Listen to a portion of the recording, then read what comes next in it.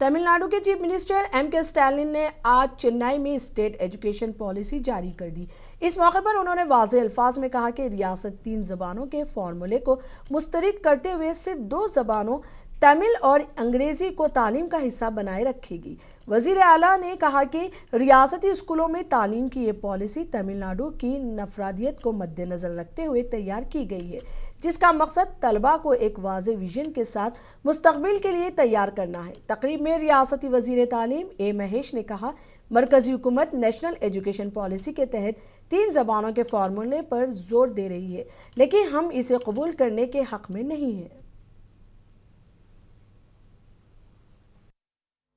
So if you consider between NEP and SEP, we'll talk about because they are more particularly they want to implement the 3-language policy. Like we are not ready to implement. Like Honorable Chief Minister was telling, like here in our state, like we will be following only 2-language policy. And apart from that, in NEP they are talking about the public examination for 358, and if the students they are not going to pass in that 358, and we'll give 1 more month time for them. Even though they are not going to pass, they need to, the detention will be there. Let them study the 3rd standard or 5th standard.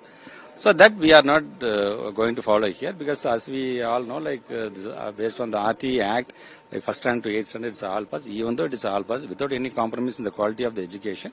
Now our each and every HMs of the schools, they started focusing on the learning, because previously we used to focus only on the learning objectives, but right now we have started talking about LBO and each and every